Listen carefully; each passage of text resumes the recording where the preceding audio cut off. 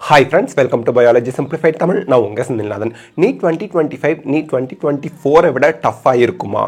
ஏன்? அதுக்கு என்ன நம்ம பண்ணணும் அப்படிங்கிறது தான் இந்த வீடியோவில் கடகடன்னு பார்க்க போகிறோம். இது ஒரு மோட்டிவேஷனல் வீடியோவாகவும் இருக்க போகுது, அதில் எந்த மாற்று கருத்தும் இல்லை. ஓகே, நீட் 2025 டஃபராக தான் இருக்க போகுது. அதற்கான ரீசன்ஸ் என்னன்னு பார்த்துடலாம். இன்ஃப்ளேஷன் இன் 2024 நீட் ஸ்கோர். இன்ஃப்ளேஷன்னா எக்கச்சக்கமாக மார்க் இன்க்ரீஸ் ஆகிடுறது. நம்ம இமேஜின் பண்ண முடியாத அளவுக்கு மார்க் இன்க்ரீஸ் ஆகிடுது இல்லையா? ஒவ்வொரு category wise, community wise cut off mark increase ஆகிருக்குது இல்லைங்களா?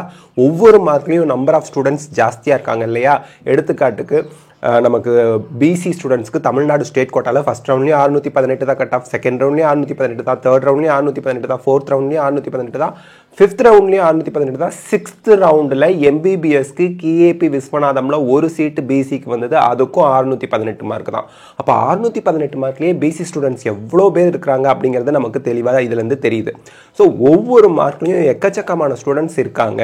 ஸோ இதை தான் நம்ம மார்க் இன்க்ரீஸ் ஆகிறதுக்கு ஒரு காரணமாக சொல்கிறோம். ஸோ இந்த இன்ஃப்ளேஷன் ஆகியிருக்கு, மார்க் எக்கச்சக்கமாக இன்க்ரீஸ் ஆனதுக்கு பேப்பர் ஈஸியாக இருந்தது தான் காரணம். அதனால் பேப்பரை கொஞ்சம் டஃப் ஆக்குனா மார்க்கு கொஞ்சம் குறையும் அப்படிங்கிறது ஒரு எக்ஸாம்பிளாக நம்ம ஒரு விளக்கமாக எடுத்துக்கலாம். ரெண்டாவது, integrity of the exam to be maintained. இன்டெகிரிட்டினா என்ன? ஒரு எக்ஸாமில் எக்கச்சக்கமான பேர் எக்கச்சக்கமான மார்க் வாங்கிட்டாங்கன்னா அந்த எக்ஸாமோட நம்பகத்தன்மை குறையும் மக்கள் மனதில்.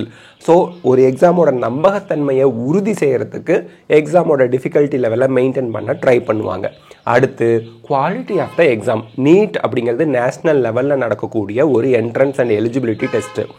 அதோட குவாலிட்டி டீட்டீரியரேட் ஆகிடுது, எல்லாரும் நிறைய மார்க் வாங்குறாங்க அப்படின்னா குவாலிட்டி குறைஞ்சி போச்சு அப்படிங்கிற ஒரு எண்ணம் வந்துடும். அப்படிங்கிறதுனால குவாலிட்டியை மெயின்டைன் பண்ணுறதுக்கும் டிஃபிகல்ட்டி லெவலை இன்க்ரீஸ் பண்ணுறதுக்கான வாய்ப்புகள் அதிகமாக இருக்குது. ஓகே, இப்போது சிலபஸை பொறுத்த வரைக்கும் நீட் 2024 என்ன சிலபஸோ அதே தான் நீட் 2025லையும் என்எம்சி அவங்களோட அஃபிஷியல் வெப்சைட்டில் நீட் 2025 சிலபஸை வெளியிட்டுட்டாங்க. There is no change in the syllabus. 2023லேருந்து 2024க்கு 30% சிலபஸ் ரெடியூஸ் பண்ணப்பட்டது. அந்த 2024 சிலபஸ் தான் 2025க்கு இருக்கு. No change. இன்செக்ட்னா cockroach as well as frog ரெண்டும் படிக்கணும், இதெல்லாம் மறந்துடாதீங்க. ஓகே, நெக்ஸ்ட், ஹை காம்படிஷன் இருக்குது. என்ன சார் ஹை காம்படிஷன்? 25 லட்சம் பேருக்கு மேலே கண்டிப்பாக நீட் 2025க்கு அப்ளை பண்ணி பார்ட்டிசிபேட் பண்ண போகிறாங்க.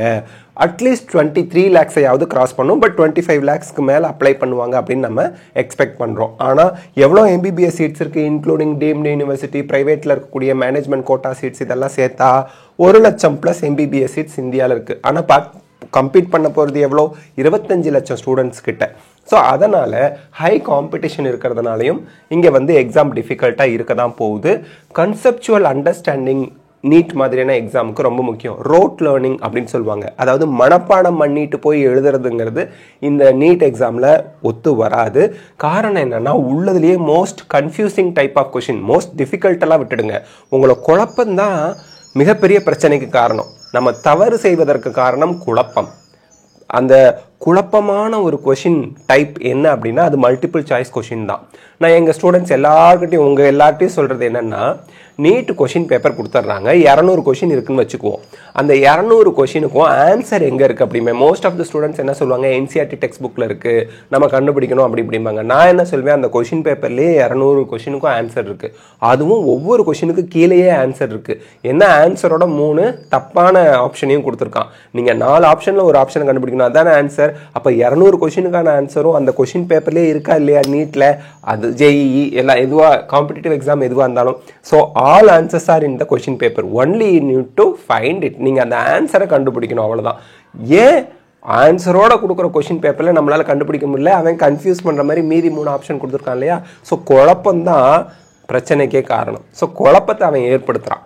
ஸோ இதில் நம்ம அந்த 4 ஆப்ஷனில் கரெக்டான ஆன்சரை கண்டுபிடிக்கிறதுக்கு கன்செப்சுவல் நாலேஜ், மனப்பாடம் பண்ணாமல் புரிதல், அந்த அப்ளிகேஷன், அந்த அப்ளை பண்ணுறது, அண்டர்ஸ்டாண்ட் பண்ணிக்கிறது, நாலேஜ், இது எல்லாமே. நாலேஜுங்கிறது மனப்பாடம் பண்ணுறது, பட் அப்ளிகேஷன் அண்ட் அண்டர்ஸ்டாண்டிங் அப்படிங்கிறது புரிஞ்சுக்கிட்டால், கன்செப்சுவல் நாலேஜ் இருந்தால் மட்டும்தான் அங்கே கரெக்டான ஆன்சரை கண்டுபிடிச்சி நம்ம மார்க் வாங்க முடியும். அப்படிப்பட்ட ஒரு எக்ஸாம் தான் நீட்டு. நெகட்டிவ் மார்க்கிங் இருக்குது. நீங்கள் கரெக்டாக ஆன்சர் பண்ணிட்டீங்கன்னா ஒரு கொஷினுக்கு +4 கொடுத்துருவாங்க.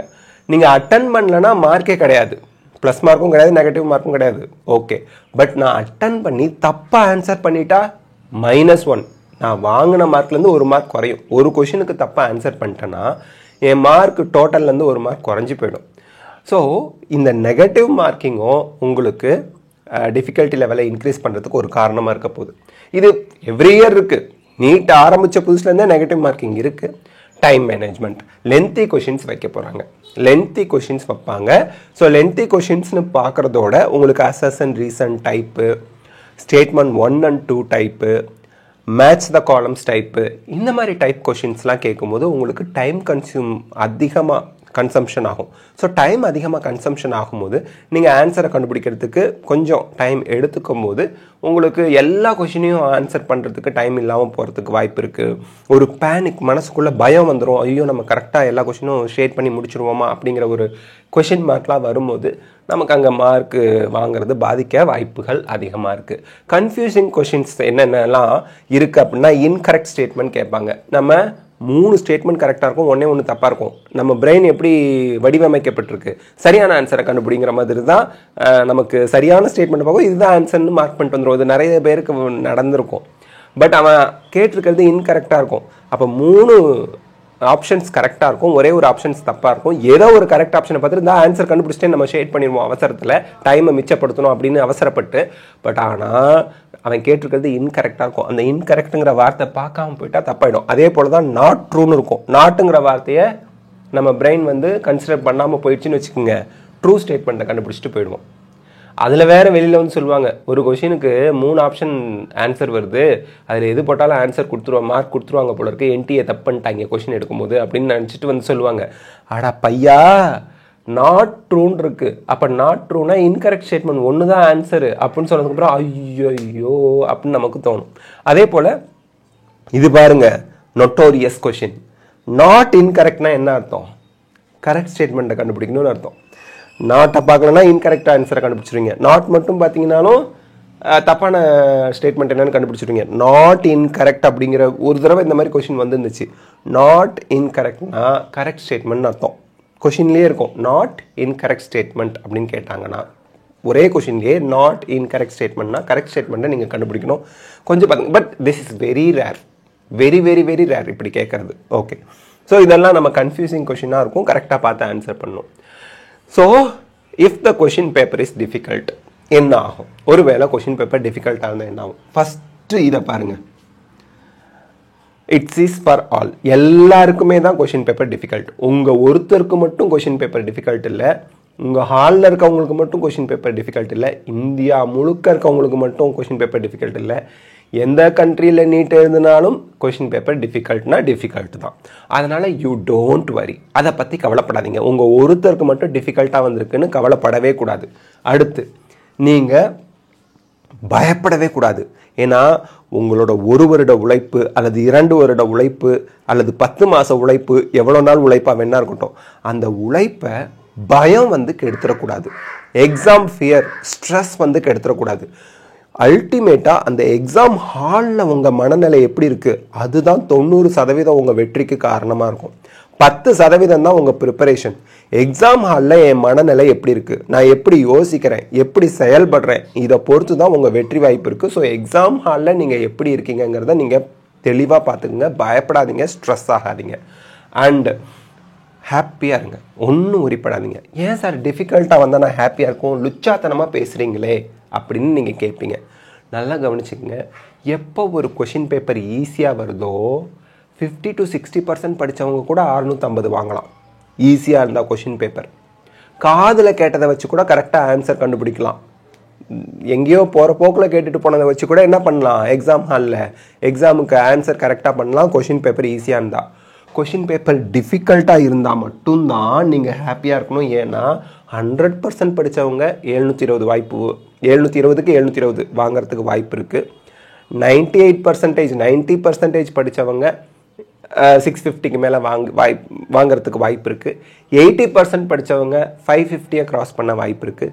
70% தான் சிலபஸ் நான் கவர் பண்ணியிருக்கேன் அப்படிங்கிறவங்க 450 கிராஸ் பண்ண வாய்ப்பு இருக்குது. சார் நான் 50 to 60% தான் படிச்சிருக்கேன் அப்படிங்கிறவங்க 350 to 400 வாங்கிறதுக்கு வாய்ப்பு இருக்குது. ஸோ இப்போ என்ன நான் சொல்ல வரேன்னா, கொஷின் பேப்பர் எப்போ டிஃபிகல்ட்டாக இருக்கோ அப்போ தான் கரெக்டாக படித்தவங்களை நம்ம கண்டுபிடிக்க முடியும்.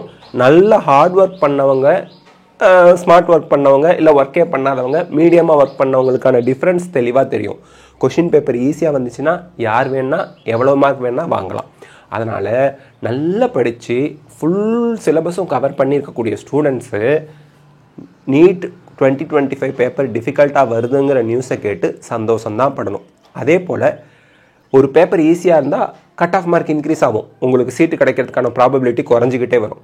ஒரு பேப்பர் டிஃபிகல்ட்டாக இருந்தால் மார்க் குறையும், ஒரு நல்ல படித்த ஸ்டூடெண்ட்டுக்கு சீட்டு கிடைக்கிறதுக்கான ப்ராபபிலிட்டி அதிகரிக்கும். இது நான் சொல்லும் போது உங்களுக்கு கொஞ்சம் கன்ஃபியூஸ்டாவோ இல்லை புரியாத மாதிரியோ இருக்கும். கொஞ்சம் யோசித்து பார்த்தீங்கன்னா ஆமாம் இல்லை அப்படின்னு தோணும். அதனால் லெட் இட் பி டிஃபிகல்ட். படித்த ஸ்டூடெண்ட் எல்லாத்தையும் நான் நல்லா தரவு பண்ணியிருக்கேன், நிறைய கொஷின்ஸ் ப்ராக்டிஸ் பண்ணிட்டு போயிருக்கேங்கிற ஸ்டூடெண்ட்ஸுக்கு நல்ல மார்க் வரும். அதே போல் நீங்கள் மார்க் குறையிறத பார்த்து இல்லை எனக்கு 600 வரதே சிரமமாக இருக்கும் போல இருக்குன்னா பயப்படக்கூடாது. டிஃபிகல்ட் பேப்பர்னால் கட் ஆஃப் ஆட்டோமேட்டிக்காக இறங்கும், குறையும், எல்லாருக்குமே மார்க் குறையும் அப்படிங்கிறத மைண்டில் வச்சுக்கணும். ஸோ அதனால் நீங்கள் எதுக்கும் வரி பண்ணாதீங்க. உங்கள் வேலை என்ன? கடமையை செய், பலனை எதிர்பார்க்காதேன்னா என்ன அர்த்தம்னா பலன் தானாக வரும்னு அர்த்தம். நீங்கள் எதிர்பார்க்காமையே உங்களுக்கு பலன் கிடைக்கும்னு அர்த்தம். கடமையை செய்யுங்க, படிங்க. கொஷின் பேப்பர் டிஃபிகல்ட்டாக இருந்தால் என்ன, ஈஸியாக இருந்தால் என்ன? ஈஸியாக இருந்தால் 720 வாங்கிடுறேன், டிஃபிகல்ட்டாக இருந்தால் 650+ வாங்கி அப்பையும் நான் டாப் 100ல் வந்துடுவேன் இந்தியாவிலேயே அப்படின்னு மைண்ட் செட்டை வச்சுக்கிட்டு தெளிவாக தீர்க்கமாக படிங்க. நிறைய கொஷின்ஸ் ப்ராக்டிஸ் பண்ணுங்கள். All the best. Best of luck. God bless you. Thank you.